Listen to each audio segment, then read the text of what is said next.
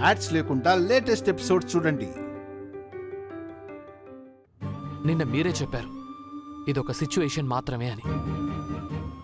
కానీ మీరు అత్తయ్యకి దూరంగా. దివ్య గారు, నిన్న నా వైపు ఎవరెవరు వస్తారు అని నాన్న అడిగితే అమ్మ అటువైపు వెళ్ళింది. ఎందుకు? భర్త దగ్గరే భార్య స్థానం. మరి ఆ తల్లి కొడుగ్గా నేనేం చెయ్యాలి? నమ్మి వచ్చిన భార్య పక్కన ఉండాలా వద్దా? తల్లిని మించిన దైవం లేదంటారు. ఆ తల్లికి మరో రూపం భార్యనండి. ఒక ఆడది తన పిల్లలకు మాత్రమే తల్లి కాదు, కట్టుకున్న భర్త కూడా తల్లే అవుతుంది. మీరేం బాధపడకండి, త్వరలోనే అంతా సర్దుకుంటుంది.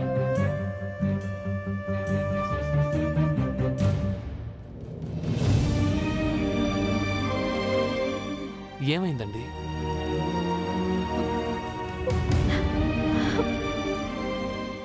నేను మిమ్మల్ని ఓదార్చాలని వచ్చాను, కానీ మీరే నన్ను ఓదార్చారు. అసలేం చేయాలో నాకు తెలియడం లేదండి. మీరు ఈ ఇంటి కోసం చాలా చేశారండి. అవి వాళ్ళు మర్చిపోయి ఉండొచ్చు, కానీ నాకు గుర్తుంది. మీ వల్ల ఈ ఇల్లు 2 ముక్కలు అవ్వలేదు. అసలు మీరు లేకపోతే ఈ ఇల్లే లేదు.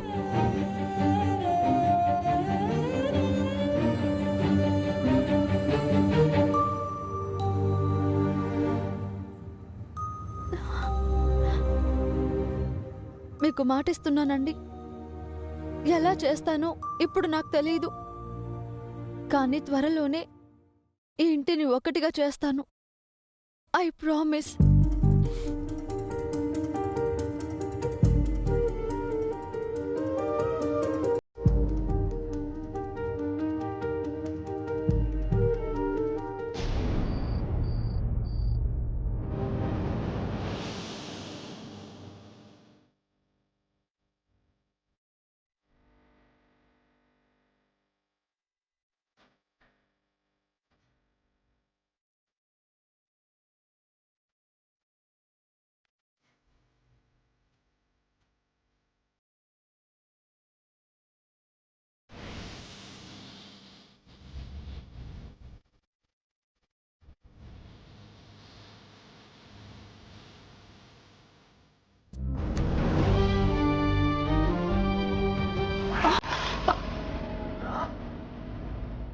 ఏం చేస్తున్నారండి?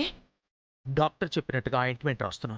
చెప్తే మాత్రం మీరు నా కాళ్ళు పట్టుకోవడం ఏంటండి? తప్పే ఉంది సుమిత్ర. తప్పే ఉందంటారేంటండి? భార్య కాళ్ళు భర్త పట్టుకోవడం మహాపాపం. ముందు మీరు ఇక్కడి నుంచి వెళ్ళండి. ఆయింట్మెంట్ రాయడానికి ఎవరినైనా పిలవండి. ఎవరిని పిలవమంటావు? నీ సవతి భువనాన్ని పిలవమంటావా? పిలిచి నీ కాళ్ళు పట్టుకుని ఆయింట్మెంట్ రాయమంటావా? లేక చిన్నబాబుని చిన్న కోడల్ని పిలవమంటావా? వాళ్ళు నీకు సేవ చేయగలరా? వియ్యంకుల్ని పిలిచి చేయమంటాం బాగుండదు కదా? పర్వాలేదండి, ఆయింట్మెంట్ ఇలా ఇచ్చేసేయండి, నేను రాసుకుంటాను. నీ దగ్గరుండి నిన్ను కంటికి రెప్పలా చూసుకోవాల్సిన పెద్దబాబుని నీకు దూరం చేశాను. పంతానికి పోయి గీత దాటి రాను అంటున్నాడు. నువ్వేమో ఇలా. ఎవరికి తప్పినా నాకు తప్పదు కదా. కాల్చాపు. వద్దండి. నాకే ఇలా జరిగితే నువ్వు నాకు సేవ చేయవా? భర్తకు భార్య సేవలు చేయటం తప్పు కానప్పుడు భర్త భార్యకు సేవ చేయటం పాపం ఎలా అవుతుంది? మీరు పెద్ద లాయరు, గొప్ప పేరు మర్యాదలు కలవారు. నేను చదువు సంధ్య తెలివితేటలు లేని ఒక అనామకురాల్ని. నువ్వెవరివైనా నేనెవరినైనా మనిద్దరం భార్యాభర్తలను సుమిత్ర. ఇంతకాలం నేను నిర్లక్ష్యం చేశాను, అవమానించాను. ఇప్పుడేదో నా తప్పును నేను తెలుసుకున్నానని కాదు, ఇంకా తప్పులు చేయకూడదని నిర్ణయించుకున్నాను.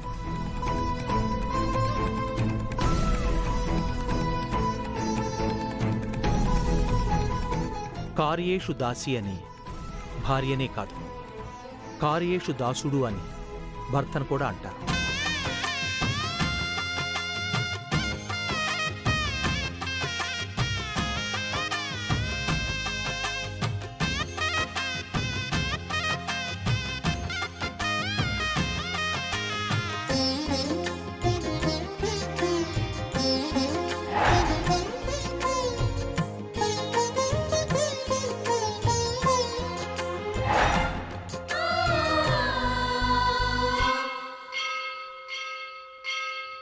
చెదిరిపోని నుదుటి రాతకు శ్రీకారం దంపతులే. గాయం ఏ ఒక్కరిదైనా కన్నీళ్ళు ఇద్దరివే. పగలూరేయిగా బ్రతుకే హాయిగా కలకాలము నిలవాలి మీరు పసుపు కుంకుమలుగా. ఏం చేస్తున్నావు ప్రసాద్? కనబడ్డం లేదా? కాలుకు ఆయింట్మెంట్ రాస్తున్నాను. ఓ పని నువ్వే చెయ్యాలా? ఇంట్లో ఇంకెవ్వరూ లేరా? ఎవరినో ఎందుకు పిలవాలి? నేను చేస్తే తప్పేంటి? ఓ, నీ పరువు నువ్వే తీసుకుంటున్నావు ప్రసాద్. భార్యకు ఆయింట్మెంట్ రాయటం పరువు తీసుకోవటమా? నాకు తెలియదులే.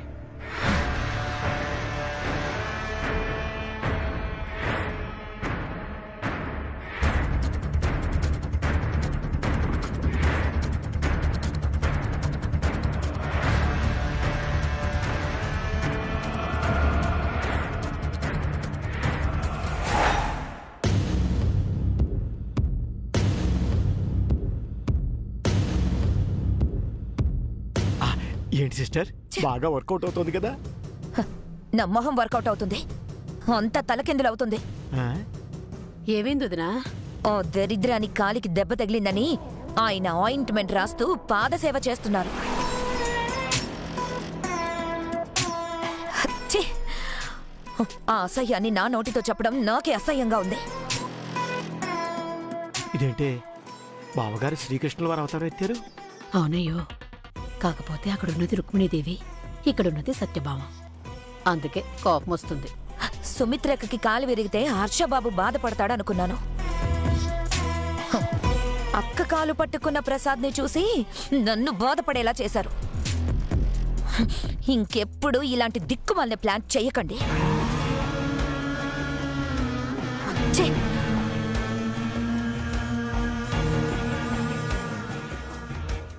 మీ ప్లాన్ అటర్ ఫ్లాప్ అంకుల్. మనం ఏదో చేస్తే ఇంకేదో జరుగుతుంది. లేదల్లుడు గారు, ఇది మంచి ప్లానే. లేదు నాన్న, మరి మావయ్య గారు అలా చేశారెందుకు? హర్షబాబు గారు బాధపడతారనే కదా మీరు చెప్పారు. బావగారు అసలు గీతే దాటలేదు.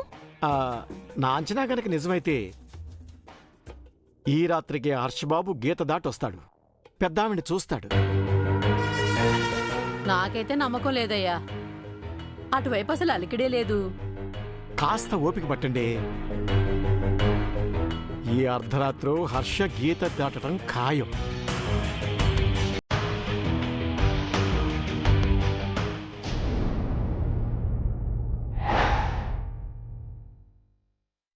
వద్దండి, మావయ్య గారు అసలే చాలా కోపంగా ఉన్నారు. ఈ టైంలో మీరు గీత దాటి వెళ్ళడం మంచిది కాదు. అమ్మని చూడకుండా ఉండలేకపోతున్నానండి. అందరూ నిద్రపోయాక అర్ధరాత్రి సైలెంట్గా వెళ్ళి అమ్మను చూసొస్తాను. అర్ధరాత్రి అందరూ నిద్రపోయారని హర్ష అనుకుంటాడు, కానీ మనం మాత్రం మేలుకొని సీసీ కెమెరాలాగా కాపలా కాస్తాం. ఆ మాత్రం దానికి సీసీ కెమెరాలు ఎందుకు? కాపల కుక్కలా కాపలా కాస్తామంటే సరిపోదు. నిద్ర లేకుండా కాపలా కాస్తున్నాం. మీ అన్నయ్య కంట్లో పడతారు. అందర్నీ నిద్ర లేపి గీత దాటాడని రచ్చ చేసేద్దాం. అన్నయ్య గీత దాటం డాడీకి ఇష్టమే కదా. అన్నయ్యనేమీ అనరు, అప్పుడు ఏ ప్రాబ్లం ఉండదు కదా. ఓసి నీ తెలివి సంతకెళ్ళా. బావగారు పిలిచినప్పుడు హర్ష గీత దాటుంటే ఆయన సంతోషించేవారు, కానీ అర్ధరాత్రి దొంగచాటుగా గీత దాడితే దాన్ని బావగారు తీవ్రమైన నేరంగా భావించి కఠినమైన శిక్ష వేస్తాడు. అంటే ఎలాంటి శిక్ష వేస్తారయ్యా? ఈ ఇంటి నుంచి శాశ్వతంగా వెళ్ళిపోమ్మనొచ్చు. జీవితంలో మళ్ళీ కంటికి కనిపించద్దు అని చెప్పొచ్చు. అప్పుడు బావగారు దివ్యక్కను మంగను తీసుకుని చచ్చినట్టు వెళ్ళిపోతారు. ఈ ఇల్లు ఆస్తి మనదవుతుంది. అంటే ఆ గీత ఇండియా పాకిస్తాన్ బోర్డర్ లాంటిదన్నమాట. చాటుగా ఇండియా బోర్డర్ దాటి పాకిస్తాన్ బోర్డర్లో అడుగు పెడితే ఏం జరుగుతుందో అన్నయ్యకి అదే జరుగుతుందన్నమాట. అదండి వాళ్ళ ప్లాన్. వాళ్ళు ఖచ్చితంగా నిద్రపోకుండా మెలకువగానే ఉంటారు. మీరు గీత దాటడం చూస్తారు. మావయ్య గారికి కంప్లైంట్ చేస్తారు. మావయ్య గారు మళ్ళీ తనని తాను హర్ట్ చేసుకోవచ్చు, లేదా ఇంకేదైనా చేయొచ్చు. అందుకని ఈ రాత్రికి మీరు అటు వెళ్ళే పని మానుకోండి. రేపు చూద్దాం. నా మాట వినండి ప్లీజ్.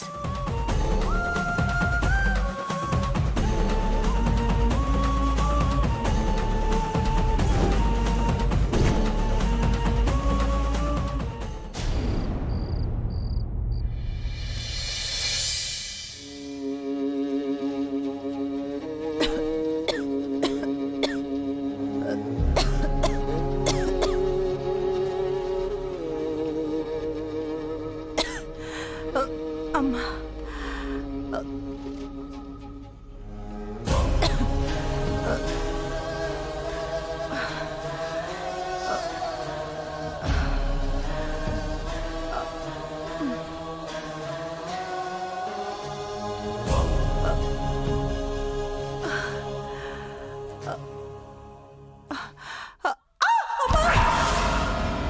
అమ్మా అమ్మా అమ్మా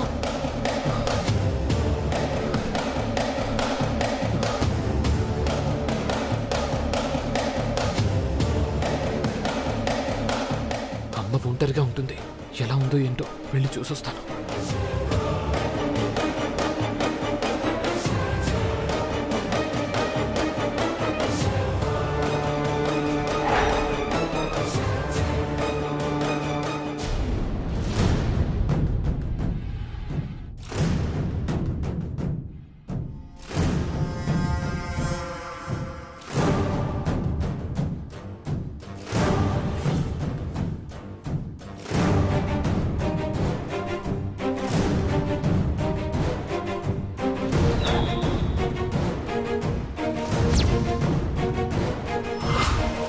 మావయ్య గారు అసలే చాలా కోపంగా ఉన్నారు.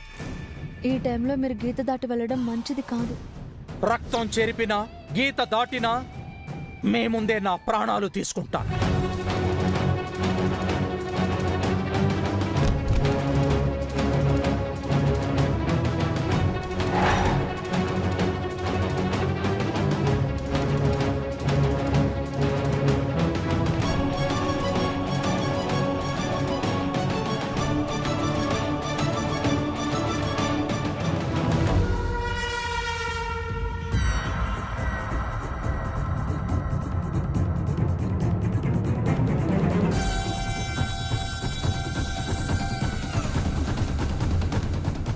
యో, ఇప్పుడు కరెంటు పోయిందేందయ్యా? హర్షబాబు మెయిన్ ఆఫ్ చేసుంటాడు. అన్నయ్య ఎందుకు మెయిన్ ఆఫ్ చేస్తాడు? ఇంకెందుకు, చీకట్లో వెళ్ళి పెద్ద అత్తని చూసి రావడానికి. అయితే హర్షబాబుని పట్టుకోవడానికి మంచి సమయం ఇదే అనుకుంటా. అందుకేగా నేను దుప్పటి పట్టుకొని రెడీగా ఉన్నాను. నువ్వెళ్ళి వాళ్ళందరినీ పిలువు, నేనెళ్ళి ఆ హర్షని పట్టుకుంటా. అలాగే.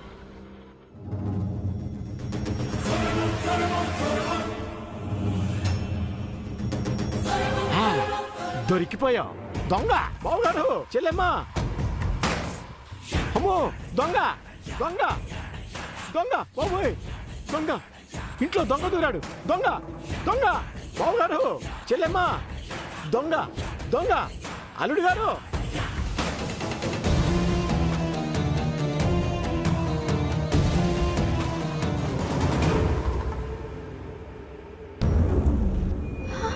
అరే హర్ష గారేరి.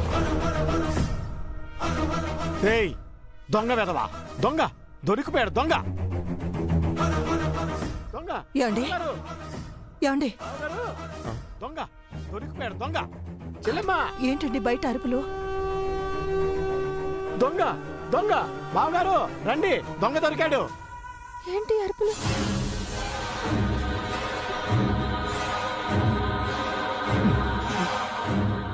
ఎక్కడికి పోతావురా? రారైటు కుదా. దొంగ దొంగ, ఏమైంది? దొంగ ఎవరది? బావగారు, దొంగ దొంగ.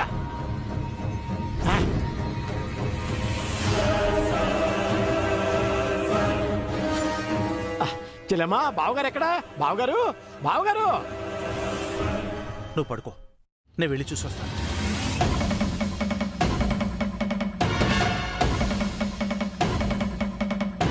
చెల్లెమ్మా దొరికాడు చెల్లెమ్మా, దొంగ దొరికాడు చెల్లెమ్మా.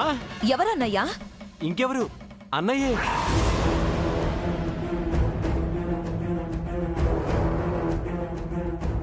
బావగారు అడ్డంగా దొరికిపోయారు అత్తయ్య. ప్లాన్ వర్కౌట్ అయింది. ఈ దెబ్బతో హర్షబాబు దొరికిపోయాడు. ఎవరై ఉంటారు దివ్యమ్మ? కొంప తీసి హర్ష సార్ కాదు కదా? హర్ష డాడీ రూమ్ లో లేరు అంకుల్. సర్కిసా ఆయనే అనుకుంటాను. వద్దని ఎంత చెప్పినా వినకుండా గీత దాటి వెళ్ళి ఇరుక్కుపోయారు. చెల్లెమ్మా బావగారు ఇంకా రాలేదేంటి? బావగారు, దొంగనాయలా దొరికిపోయావరా? బావగారు, పట్టేసుకున్నాను బావగారు. దొంగ వెదవని ధైర్యంగా పట్టేసుకున్నాను.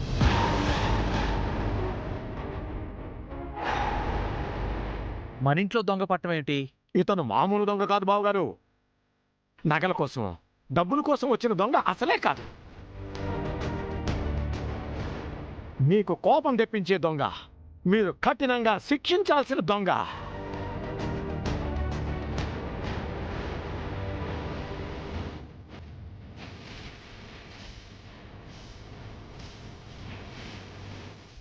ముందు ఆ దొంగ ముసుగు తీయండి. తీస్తాను బావగారు, ముసుగు తీస్తాను. ఈ దొంగ ఎవరో మీకు చూపిస్తాను. అరే దొంగ వెధవ.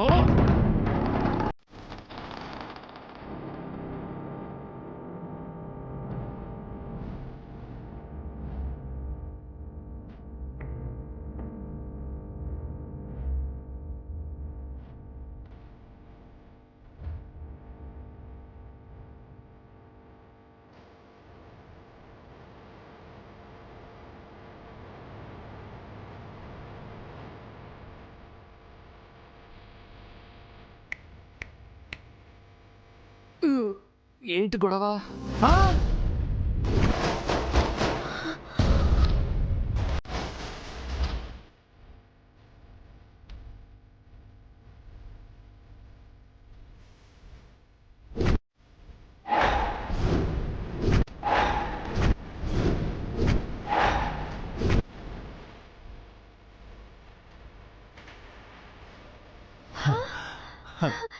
ఏవండి డాడీ? సార్ ఏమైంది? నాకు ఇందాక సడన్ గా మెలకు వచ్చింది. వాష్రూమ్కి వెళ్ళాను. తిరిగి వచ్చేసరికి హాల్లో ఈ గొడవ అంతా వినిపించింది. ఏమైంది అసలు?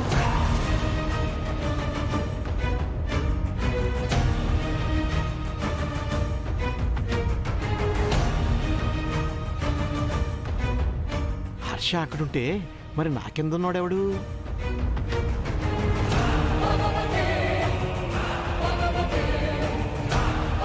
రేయ్, ఎవడా నువ్వు? దేవుడయ్యా.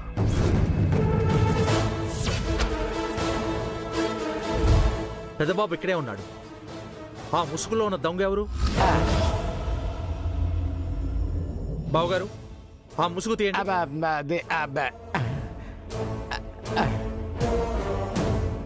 ఇప్పుడు నేనేం చెయ్యాలి? నన్ను తప్పించాలి. మిమ్మల్ని ముసుగు తీయండి.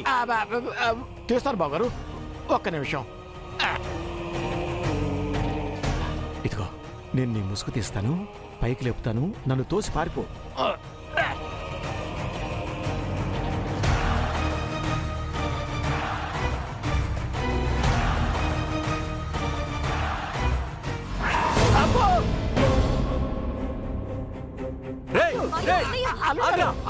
మీరు వెళ్ళకండి, ఇలా రండి, ఇలా రండి. వాడు పెద్ద దొంగ వెదలా ఉన్నాడు అల్లుడు గారు. మీరు వెళ్ళొద్దు, మీరు వెళ్తే వాడు చంపేస్తాడు. మీరు వెళ్ళకండి. అమ్మయ్యా, అమ్మయ్యా. అసలు తలుపులేసిన ఇంట్లోకి అతను ఎలా వచ్చాడు? వాడు దొంగేనా ఇంకెవరన్నానా? దొంగే బావగారు. తలుపులు సరిగ్గా వేసినట్లేదు, అందుకే దొంగ లోపలికి వచ్చాడు. సరే, ఎవరికేం కాలేదు కదా? కాలేదు. దగ్గరుండి మెయిన్ డోర్ లాక్ చేయించండి. అలాగే బావగారు, మీరు వెళ్ళండి. అమ్మ చెల్లెమ్మా, నువ్వు కూడా వెళ్ళు. అల్లుడు గారు మీరు కూడా వెళ్ళండి. వెళ్ళండి, వెళ్ళమని చెప్తుంటాను. అమ్మా మీరు ఇంకా ఎందుకున్నారు? మీరు కూడా వెళ్ళండి. వాటాలు రెండైనా తలుపులు ఒకటేగా. వెళ్ళండి అమ్మా, వెళ్ళండి.